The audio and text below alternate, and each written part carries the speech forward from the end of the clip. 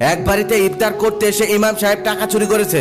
এই গল্পটা শুনেছেন? এক গ্রামে ছোট্ট একটি মসজিদ বানানো হলো। তারপর সেই মসজিদ অনুযায়ী একজন যোগ্য ইমাম নিযুক্ত হলো। তার কিছুদিন পর রোজার মাস চলে আসলো। তখন সকল কমিটিরা মিলে সিদ্ধান্ত নিল যে ইমাম সাহেব এইবার এক এক দিন এক এক বাড়িতে ইফতার করবে। তারপর রোজা শুরু হয়ে গেল আর ইমাম সাহেব এক এক দিন এক এক বাড়িতে সিরিয়াল অনুযায়ী ইফতার করতে লাগলো। এভাবে একদিন সিরিয়াল অনুযায়ী ইমাম সাহেবকে এক বাড়িতে ইফতারের দাওয়াত দিয়ে গেলেন। ইমাম সাহেব সময় মতো সেই বাড়িতে চলে গেলেন। সেই বাড়িতে গিয়ে দেখলেন স্বামী স্ত্রী দুজনেই মিলে ইফতার বানাচ্ছে। স্ত্রীকে ইফতার বানাতে স্বামী সাহায্য করছে। লোকটা হুজুরকে দেখেই বলল, হুজুর ঘরে গিয়ে বসুন, আমাদের আর একটু কাজ আছে, আমরা শেষ করে আসতেছি। হুজুরকে তখন রুম দেখিয়ে দিলেন আর হুজুর সেই রুমে গিয়ে বসে রইলেন। তারপর তাদের ইফতার বানানো শেষ হলো। আজান দিয়ে ফেললো। হুজুর ইফতার করলো এবং ইফতার করার পর হুজুর খুশি মনে সেখান থেকে বিদায় নিয়ে চলে আসলেন। হুজুর চলে আসার পরে বাড়ির মহিলা খেয়াল করলো যে তাদের বিছানার পাশে কিছু টাকা রাখা ছিল।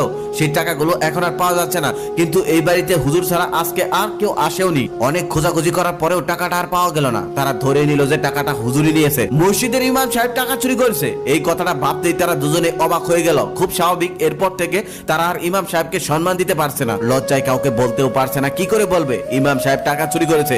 এটা কি কাউকে বলা যায়? যে ইমাম সাহেবকে সবাই এত সম্মান করে, সবাই তার পিছনে নামাজ পড়ে, আর সেই ইমাম সাহেবই নাকি সামান্য কিছু টাকার লোভী সামলাতে পারলো না। এরপর থেকে সেই ভদ্রলোক সবসময় ইমাম সাহেবকে এড়িয়ে চলতেন। আগে দেখা হলে সালাম দিতেন, আর এখন দেখা হলে ঘুরে অন্য দিক দিয়ে চলে যায়। সালাম তো দূরের কথা, মসজিদে নামাজ পড়তে গেলে পিছন থেকে নামাজ পড়ে চুপচাপ আবার চলে আসে। কখনোই ইমাম সাহেবের মুখোমুখি হয় না, কারণ তার অন্তরে ইমাম সাহেবের প্রতি প্রচুর পরিমাণ ঘৃণা জন্মেছিল। এভাবেই চলতে চলতে প্রায় আরো একটি বছর কেটে গেল। আবার রমজান মাস এসে গেল। এবারও মসজিদ কমিটিরা ঠিক করলো যে ইমাম সাহেব এক এক দিন এক এক বাড়িতে ইফতার করবে সিরিয়াল অনুযায়ী। সেই হিসাবে ইফতার করতে করতে আবারও ইমাম সাহেবের সেই বাড়িতে ইফতারের সিরিয়াল পড়ে গেল। কিন্তু সেই স্বামী স্ত্রী এটা কিছুতেই মানতে পারছে না। একজন চোর ইমামকে বাড়িতে এনে সসম্মানে ইফতার করাতে হবে, এটা তারা ভাবতেই পারছে না। কিন্তু সমাজকেই বা কি বলবে, কারণ সিরিয়াল অনুযায়ী আজকে তাদের বাড়িতে যে ইমাম